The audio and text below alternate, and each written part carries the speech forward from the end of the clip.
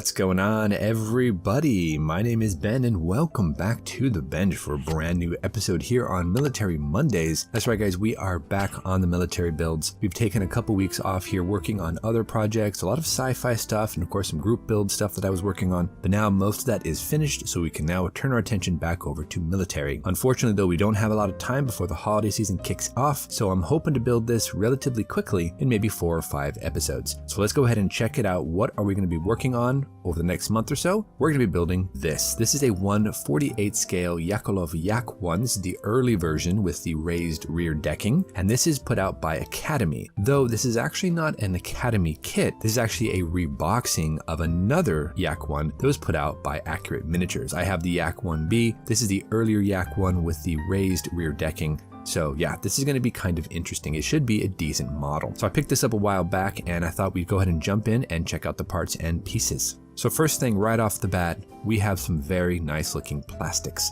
Let's go ahead and open up the poly bag and we'll pull out some of the parts. I'll give you guys a close-up of some of the details and we'll go from there, because honestly this looks really good. So just checking out the fuselage, first thing I do notice, we do have some raised detail. We have some other kind of modular designs such as the top of the fuselage, and we have a little bit of some prominent detailing. We also have a set of skis if you want to build a ski-equipped Yak-1. I'm not exactly interested in doing that, but it's nice to have them. We have the skis themselves, we have the new landing gears, and I think a rear tail wheel as well, so pretty cool. Zooming in real quick here, as you can see, the detail on this kit is very nice. Here's the prop, working our way down to the top of the fuselage. Very crisp, very clean. We have some recessed panel lines. We have our gun ports already drilled out, which is amazing. We have our roll bar right here for our gun sight support. And of course, we have the raised rear decking, which is for the early version of the Yak-1. And I did mention some prominent detailing. A lot of the ribbing here on the ailerons and whatnot, they tend to be a little heavy-handed. Not sure if that is normal, but it's not terrible. Now, the fuselage here on the Yak-1 is actually half and half. We have metal and we have fabric covered. So the rear portion of the aircraft has tubular steel with fabric wrapped around it. You can really tell that this is a different type of material than what's in the front of it, which would be more metal parts. Otherwise though, detailing is exceptional. Again, parts and pieces are very crisp, very clean.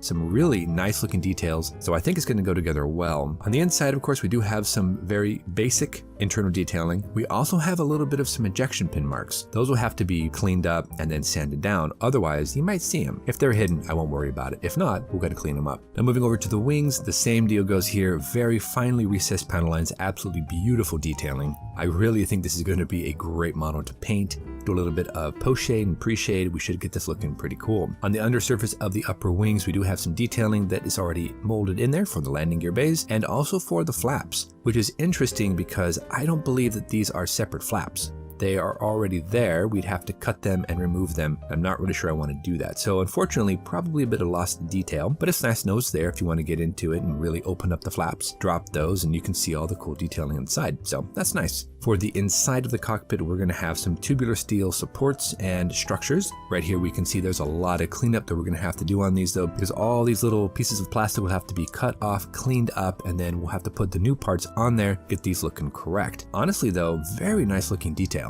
Also, the bottom of the cockpit floor has a very unique design. It's got a step in it. It's got the structural detailing there as well, so that's pretty cool. I'm hoping it's going to drop right into place. I don't know how much you'll see of it, but I think we should be in good hands. Going down to the wheels, they are 2-piece, which I'm not a huge fan of. However, we do have some really nicely raised lettering here on the wheels. Get you a close-up, you can see very clean, very crisp. And then of course detailing there on the flooring and detailing on the side structural cockpit details. Again, a lot of cleanup here, but I think we can hang some panels off of there. We can clean it up, make it look really cool. Here's the seat and some attached detailing again. A lot of structural detailing in this model, a lot of tubular steel, and we are given some ordnance. We're given some drop tanks, as you can see right here, and we're given some of those little mini rockets right here for the underside of the wings. Pretty decent. And of course, we have our gear bay doors, and I've noticed that there is a little bit of very fine detail on the insides of these doors. However, if you zoom in, you can see there's also some ejector pin marks, so those might be a little challenging. Now, the clear parts look awesome, very crisp. I do notice we are given both the 1B canopy right here and the basic Series 1 canopy right here as well. We'll be using that one because it's got that raised portion in the back. The instrument panels are clear, so that might help. I'm not really sure. And again,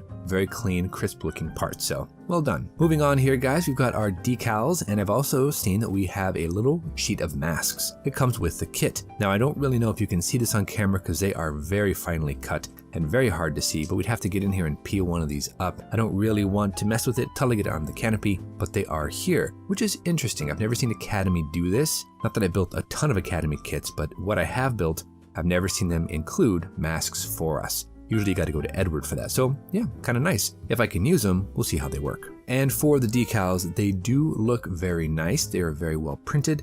They have a nice glossy sheen to them, and we have markings for our captured German aircraft, as well as we've got the lettering, we've got some stencils, we've got the red stars, and extra detailing for the cockpit. And unfortunately though, I've noticed that this doesn't say anything printed by a third party. These look to be printed by Academy, and that means that these might be a little troublesome. I've had Academy decals be very prone to silvering. I've had them come apart in water, so I don't know how these are going to function. I have no idea if these were printed outside or in-house. Either way though, we're going to give them a try, and if they work well, we're golden. If not, we might have to come up with some alternative means to get this thing decaled up. Now for the instructions, these are very classically Academy. We have our different versions that we can paint, looking pretty good. We've got the two-color early war scheme, which is what I would like to build. And then opening it up, we have our fold-out pages, starting off in the cockpit, putting together all the different parts and pieces, getting the fuselage put together, putting the cockpit into the fuselage, which may or may not work. We'll see when we get there.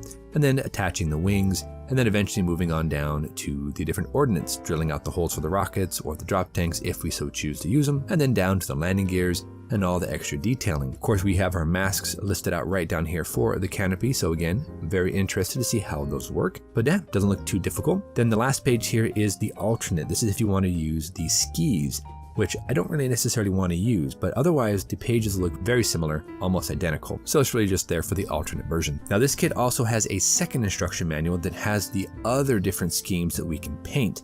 And we're given quite a few. We not only have a captured German aircraft, which is unusual, we also have just the basic Russian aircraft from different aces. And even though I like the look of the German captured aircraft, I'm probably going to stick with the more traditional Russian early war paint scheme and markings. Plus I've got a little bit more reference for those than I do for the German side of things. Still though, very nice looking illustrations. We again will have that two-tone camo scheme, so we need to make sure we have paint for that. On the other side though, we do have our whitewashed and winter camoed versions, and this has a very unusual paint job right here. We've got a little bit of the old dark green and light green showing through that winter camouflage, which is interesting. We also have, of course, the ski-based version here, which is just purely the white over the blue. I'm not really that fond of winter camo aircraft. I prefer the more colorful scheme, but again, it's nice to know that we have an option if we so choose. Now you guys know that anytime I start a new model build, I love to go back and look at some references to find out all I can about the aircraft and about maybe the scheme I'm painting. This is no different. We actually have one book here in our stash. This is his offspring book, Yakovlev Aces of World War II. Now I've read this book a while back and it was really a fun read, a lot of good information and great pictures.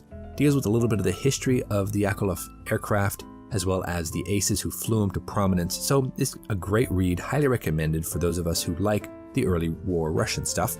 This is actually a really nice little book. However, it doesn't have a lot of images of the early Yaks, but it does have a few here and there that I can use, and mostly it gives me an idea of the environments and the airfields and whatnot. We are given a nice color profile, however, for a few of the early Yak-1s, including this one right here, which I believe is represented in our model kit. And then the rest of it here, again, a lot of Yak-1Bs, moving up to Yak-3s, going up to Yak-9s. There are a lot of different versions of the aircraft in here, so it's a great kind of all-encompassing read, but unfortunately, it doesn't have specific information.